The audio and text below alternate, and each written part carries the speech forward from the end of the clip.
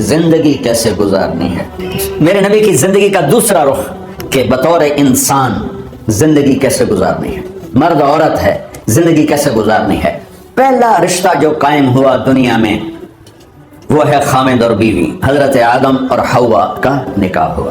اللہ تعالیٰ نے عورت کو کمزور بنایا تو پہلے دن سے اس کو عزت اور احترام دیا تاکہ ساری زندگی اس کمزوری سے ناجائز فائدہ نہ اٹھایا جائے بلکہ اس کو عزت دی جائے۔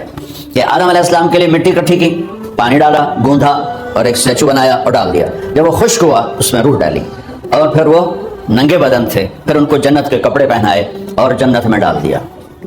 اس کائنات کا حسن بھی عورت سے ہے اور جنت کا حسن بھی عورت سے ہے۔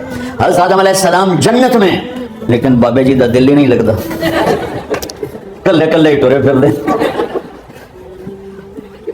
اب اللہ نے عورت کو بنانے کا ارادہ کیا تو اللہ ایک ڈھیر مٹی کا اکٹھا کر کے عورت کے لیے بھی بنا دیتا اور اس کا اسٹیچو بنا دیتا اور اس کو خشک ہونے دیتا، پھر اس میں روح ڈالتا، پھر اس کو کپڑے پہناتا۔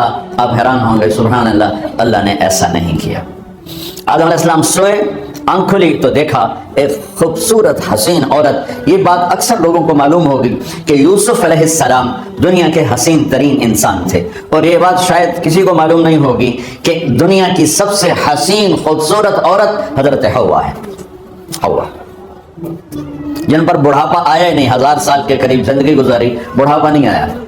حضرت آدم اور حوا قریب قریب عمر تھی۔ حضرت آدم کی عمر تو کتابوں میں مل جاتی ہے 1000 برس، لیکن حضرت حوا کی عمر کتنی تھی یہ کہیں پڑھنے کو ملا نہیں، اس لیے میں اندازہ کرتا ہوں کہ قریب قریب ہوگی۔ بڑھاپا نہیں آیا، بیماری نہیں آئی، اور حضرت حوا کو مینسز بھی نہیں آتے تھے۔ یہ عجیب بات آپ کو بتا، اللہ نے اتنا جنت کا ان کے اندر نمونہ رکھا۔ تو جب حضرت آدم کی آنکھ کھلی تو دیکھا ایک حسن کا پیکر، انہوں نے تو جنت ہی بھول گئی۔ کہنے لگے یا اللہ ہن دل ٹھریا جا کے، چل یار کون ہے؟ کہ تیری بیگم؟ کہ واہ جی واہ، موجاں ہی موجاں۔ تو اللہ تعالیٰ نے نکاح پڑھایا۔ سبحان اللہ، اپنے نبی کی شان دوبارہ سنو۔ تو اللہ نے کہا آدم اپنی بیگم کا مہر ادا کر۔ تو وہ پوچھنے لگے کیا مہر ہے؟ دیکھو ایک بات سنو، مہر کسی کی بیٹی کی قیمت نہیں ہوتی۔ $1 ہو یا $1 ٹریلین ہو، بیٹی کی کوئی قیمت نہیں ہوتی۔ یہ ایک نشان ہے کہ اس بچی پر اب یہ جو خامد ہے وہ موت تک خرچہ اس کے ذمہ ہے، بیوی کے ذمہ خرچہ نہیں ہے۔ خامد کما کے لائے گا اور اپنی بیگم کو کھلائے گا، اور بیوی گھر کی ذمہ داری نبھائے گی۔ تو خیر وہ الگ بات چلی جائے گی۔ اللہ تعالیٰ نے کہا کہ مہر ادا کرو۔ کہا جی کیا مہر ہے؟ تو میرے اللہ نے کہا تیری نسل میں میرا آخری نبی آئے گا، اس پہ ایک دفعہ درود پڑھ دے، یہ مہر ہے۔ اچھا، شروع دن سے ہے کہ میں نے قبول کیا۔ قبول کیا کا مطلب ہے کہ میں اس لڑکی کو قبول کر رہا ہوں، اس کی کمیوں کے ساتھ بھی خوبیوں کے ساتھ بھی۔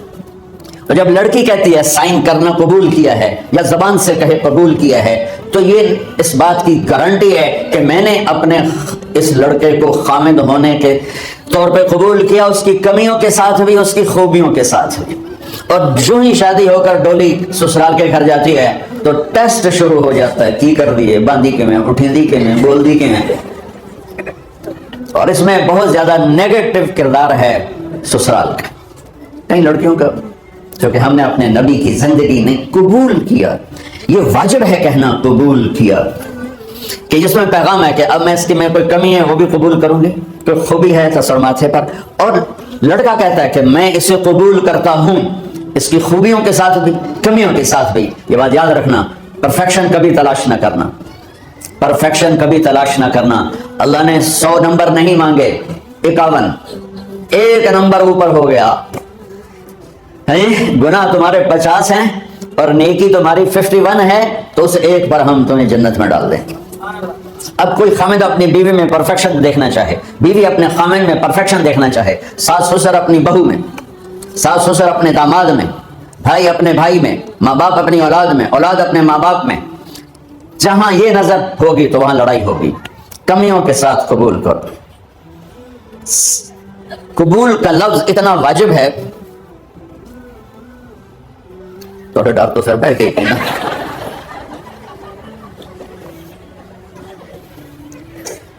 قبول کا لفظ اتنا ضروری ہے کہ اس کے بغیر نکاح ہی نہیں ہوتا. میں یہ کئی جگہ لطیفہ سنا چکا ہوں اور واقعی قصہ بھی ہے, ایسے لطیفہ نہیں ہے. میرے دوست ہیں, ذمہ دار ہیں اچھے, تو ان کے گاؤں کا ایک بچہ چھوٹی عمر میں بسوں پہ جا کے نا وہ جاب پہ لگ گیا. تو اس کا کام ہوتا ہے بس کو صاف کرنا, ڈرائیور کو چائے پلانا, اور جہاں کہیں رش ہو تو اس کو ڈائریکشن دینا, استاد جی کٹ لو, استاد جی آن دو, استاد جی جان دو. تو یہ اس کا محاورہ بن جاتا ہے. اب اس کا نکاح ہوا تو مولانا صاحب نے کہا بھائی عبد الرحمان, میں فرضی نام لے رہا ہوں, نام مجھے اس کا یاد نہیں, عبد الرحمان زینب بنت اسلم نو تیرے نکاح دیتا 500 مہر تو قبول کیتا. تھوڑی دیر سوچ کے کہنا جی آن دیو. اس نے ساری زندگی آن دیو ہی سیکھا تھا. تو اس کے بھائی نے اس کو نہیں ماری تو کہنے لگا جی جان دیو. مولانا صاحب نے کہا آن دیو جان دیو نلکم نہیں بننا, تو آگے میں قبول کیتا. یہ بھی صحیح واقعہ سنا رہا ہوں. ایک نوجوان نے بیوی کو 3 طلاق دے دی کٹھی. اب ہو گیا پریشان, مولانا صاحب کے پاس گیا, کوئی میرے جیسا ہوگا. مولانا صاحب 3 طلاق دے بیٹھا, کوئی مسئلہ کا حرام, کہ جی کوئی رستہ حرام, کوئی گنجائش حرام. اس نے جیب سے موٹا سا لفافہ نکالا اور مولانا کے جانماز کے نیچے ڈال دیا کہ مولانا صاحب کوئی گنجائش, کہ ہوں تو سوچنا ہی پڑے گا. کی آخیا یہ تو اپنی بیگم نے, اس آخیا جی میں آخیا تین 3 طلاق زکش مبارک ہوئے طلاق نہیں ہوئی. میں کہا جی وہ کیوں ہے؟ کہ وہ جڑا ایک طلاق ہے عربی دا لفظ, اس سے چکھنا پمدا ہے طلاق.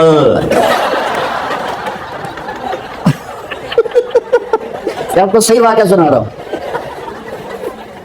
تو تم نے تو چھوٹے کاف کے ساتھ کہا ہے طلاق, وہ کاف تو کتے آلا ہے موجہ کر. ایک لفافہ ہو رہا ہے تو چاہے ساری زندگی دا حلال کر دے. لفظ قبول اتنا ضروری ہے. تو میرے نبی نے 11 شادیاں کی, اللہ کی قسم شوق کی نہیں تھی. ما تزوجت وما زوجت الا بوحی من السماء نزل به جبریل. لوگوں سن لو میری بات غور سے, مجھے عورت کی کوئی رغبت نہیں ہے. میں نے جہاں شادی کی, جہاں بیٹی کی شادی کی, پہلے اللہ نے آسمان سے جبریل بھیج کے حکم دیا, پھر میں نے قدم اٹھایا. تو پہلا رشتہ خامد اور بیوی ہے جو اس کائنات میں جڑتا ہے. یہ دنیا کا سارے رشتوں میں نمبر 1 رشتہ ہے, سب سے خوبصورت رشتہ ہے, سب سے اہم رشتہ ہے, سب سے بڑا رشتہ ہے. والدین کے لیے چند آیات ہیں, اولاد کے لیے چند آیات ہیں, بہن بھائیوں کے لیے چند آیات ہیں, خامد اور بیوی کے لیے سینکڑوں آیات ہیں, سینکڑوں. تو اگر آپ اپنے گھروں میں کامیابی دیکھنا چاہتے ہو, اپنے گھر کو ہاؤس کی بجائے ہوم دیکھنا چاہتے ہو, خوشی کا اگر آپ اسے گہوارہ بنانا چاہتے ہو, اللہ کی قسم ڈگریوں سے نہیں ہوگا, محبت سے ہوگا. میرے نبی سے پوچھا گیا یا رسول اللہ اسلام کا سب سے مضبوط عمل, نہیں میرے نبی نے سوال کیا, بولو بھائی اسلام کا سب سے مضبوط عمل کیا ہے؟ صحابہ نے کہا نماز. نہیں سبحان, ابھی میں نماز کی کتنی اہمیت بتا چکا. انہوں نے عرض کیا جہاد, آپ نے فرمایا نہیں. تو صحابہ نے عرض کیا روزہ, آپ نے فرمایا نہیں. یا رسول اللہ حج, آپ نے فرمایا نہیں. تو سارے صحابہ حیران ہو گئے, یا رسول اللہ نماز, جہاد, روزہ, حج, تو پھر کیا ہے؟ اب سننا سارے بہن بھائی مستورات بچے بچیاں. آپ نے فرمایا اسلام کا سب سے مضبوط اور بڑا عمل ہے آپس میں اللہ کے لیے محبت کرنا. اگر آپ اپنے گھروں میں حسن دیکھنا چاہتے ہو تو ایک دوسرے سے محبت کرو, اظہار محبت کرو. اور محبت کے پیدا ہونے کے لیے بہت ساری چیزیں ہیں, لپیٹ کے 2 میں کر دیتا ہوں. 2 میں, بیوی کی خوبی دیکھو کمی نہ دیکھو, خامد کی خوبی دیکھو کمی نہ دیکھو, پہلی بات. دوسری بات, اس زبان سے زہر نہ اگلو محبت کے پھول. اس زبان سے کڑوے جملے نہ ہوں, طنز نہ ہو, ٹونٹنگ نہ ہو, بےعزت نہ کرو, انسلٹ نہ کرو, تو آپ کے دل جڑ جائیں گے. یاد رکھو شکلوں سے زندگی آباد نہیں ہوتی, زندگی اخلاق سے آباد ہوتی. تو اپنے گھر سے ٹونٹنگ نکال دو. نہ کہا کا مطلب ہے بارش کا زمین میں جذب ہو کر یکجان ہو جانا. 2 زندگیوں کا محبت میں جذب ہو کر یکجان ہو جانے کو نکاح کہتے ہیں. نہ کہا آنکھوں میں نیند کا اتر کے سلا دینا. نہ کہا خامد اور بیوی کا ایسی محبت دینا کہ چین کی نیند آ جائے. نہ کہا اعتماد کرنا, بھروسہ کرنا, خامد بیوی پہ بھروسہ کرے, بیوی خامد پہ بھروسہ کرے. اے نوے لوگ کے فون چیک ہو رہے ہوئے کال کتنے کی تھی, کمال کی زندگی تھی. عزت دو, اعتماد کرو. چوتھا مطلب درخت کا چھاؤں بنا دینا نہ کہا. میاں اور بیوی, خامد اور بیوی کا محبت کی ایسی چھاؤں بنانا کہ اس کے نیچے اولاد کا پودا خوبصورتی سے پیدا ہو سکے. نہ کہا, صرف لفظ لکھا کا مطلب بتا رہا ہوں. نہ کہا مریض کو, کدھر ڈاکٹر بیٹھے ہیں میرے سامنے بیٹھے ہیں, مریض کو دوا ایسی دینا کہ وہ شفا یاب ہو جائے. آپس کے ایسے تعلق بنانا کہ زندگی کو شفا مل جائے. میرے بھائی بہنوں, میں آپ کو اپنے نبی کی زندگی بتا رہا ہوں. میرے نبی نے 11 شادیاں کی, اللہ ذوالجلال کی قسم, صرف ہمیں زندگی سکھانے کے لیے کہ گھر کی زندگی کیسے ہوتی ہے اور اولاد کو کیسے پالا جاتا ہے. اب لوگ کیا مجبوریاں ہیں کہ عورت بھی جاب کرتی ہے, مرد بھی جاب کرتا ہے. عورت کی سب سے بڑی جاب اپنی نسل کو پالنا ہوتا ہے. جب یہاں ٹائم نہیں ملتا بچے کو, نہ ماں سے ملتا ہے نہ باپ سے ملتا ہے, تو پھر وہ جنگل کا پودا بن جاتی ہے. یہ تو وینکوور ہے, فیصل آباد کی بات سناتا ہوں. میرے بچے جس اسکول میں پڑھتے تھے ان کے پرنسپل سے میری دوستی تھی. میں ملنے گیا ایک دن, تو کہنے لگے کہ جو واقعہ ہوا ہے کہ یہاں 2 بچے پڑھتے ہیں, ان کی ماں بھی ڈاکٹر ہے اور باپ بھی ڈاکٹر ہے. تو وہ دونوں آئے ہیں میرے پاس کہ ہمارے بچوں نے 3 دن ہو گئے ہیں گھر میں کھانا نہیں کھایا, تو ہم پریشان ہیں, ہمیں بتاتے نہیں. کائنڈلی آپ پوچھ کے بتائیں کہ وہ کھانا کیوں نہیں کھا رہے. ایک باری کر کے بھی کھا دے.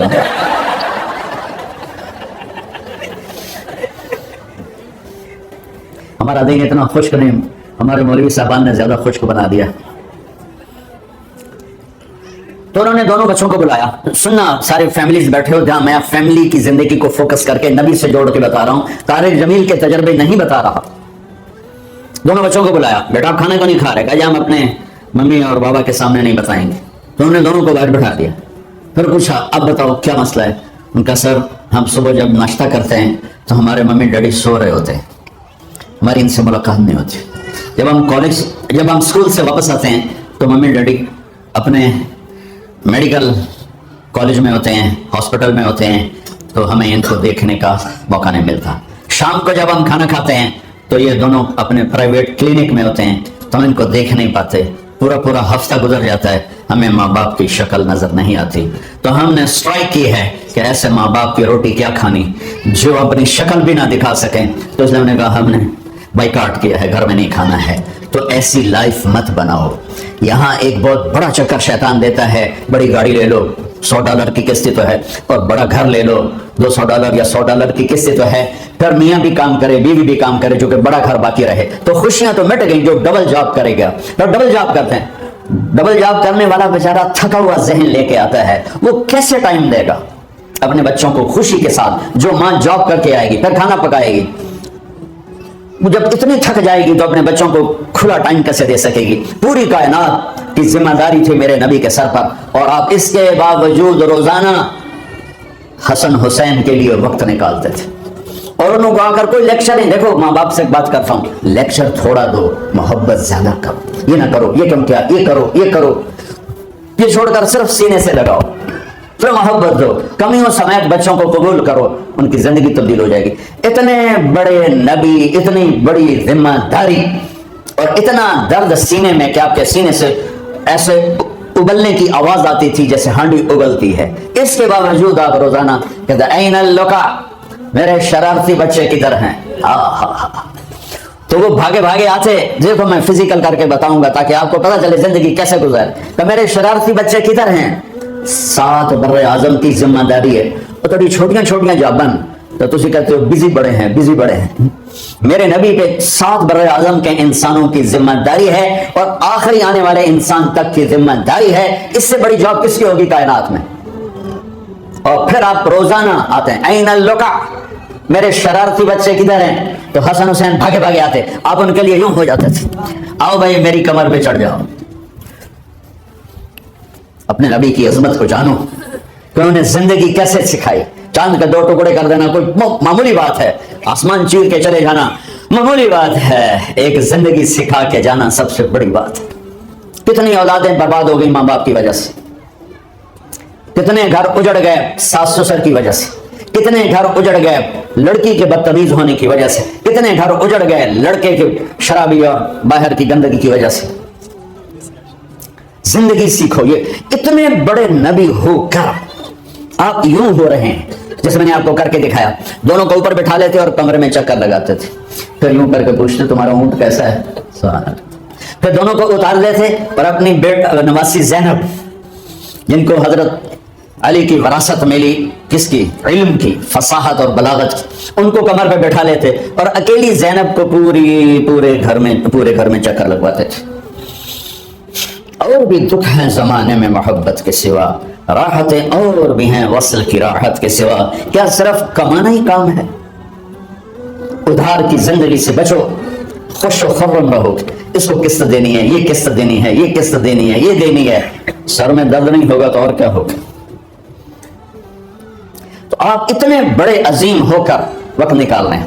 اور حضرت ابو ہریرہ فرماتے ہیں میری آنکھوں نے دیکھنا سارے کہ آپ نے کبھی حسن کبھی حسین یہاں جیسے مائیں کرتی ہیں ادھر کھڑا کیا ہوا ہے اور جھولا جھلا رہے ہیں ایسے، اور ان کے دونوں ہاتھ پکڑ کر کہہ رہے ہیں آ جاؤ اوپر آ جاؤ، اوپر آ جاؤ، آگے پہاڑی ہے، اوپر آ جاؤ، آگے پہاڑی ہے، تو ایسے ایسے آتے اور اوپر آؤ، وہ یہاں آ جاتے، آگے آؤ، وہ یہاں آ جاتے، آگے آؤ، وہ یہاں آ جاتے، تو پھر آپ یوں ہو جاتے، آگے آؤ، تو چڑھتے چڑھتے یہاں آ جاتے، یہاں آ جاتے، تو آپ ان کے ہاتھ فکس کر کے آگے بڑھ کر ان کے ہونٹوں کا بوسہ لیتے اور کہتے یا اللہ میں ان سے پیار کرتا ہوں، تو بھی ان سے پیار فرما۔ بھائیو اللہ کی قسم، پیسے سونے چاندی سے زندگی میں خوبصورتی نہیں آتی، نبی کی غلامی سے زندگی میں خوبصورتی آتی ہے۔ اتنے بڑے نبی ہیں اور حضرت عائشہ سے کہہ رہے ہیں دوڑ لگائیں۔ یہاں کسی مولانا سے پوچھو اپنی بیوی سے کبھی کہا ہے کہ دوڑ لگائیں؟ الٹا سوٹا لے آتے کھل ہو جائے گا۔ عائشہ دوڑ لگائیں، اور واپسی کہاں سے ہو رہی ہے؟ دوڑ کہاں لگ رہی؟ جہاد کے سفر سے واپسی ہو رہی۔ اور آپ نے اپنے صحابہ سے کہا سب آگے چلے جاؤ۔ جب سارے آگے چلے گئے اور کوئی نظر نہیں آ رہا تو ہم نے کہا عائشہ آؤ دوڑ لگائیں۔ تو حضرت عائشہ کہتے ہم نے دوڑ لگائی تو میں آگے نکل گئی لیکن ابھی پیچھے رہ گئے۔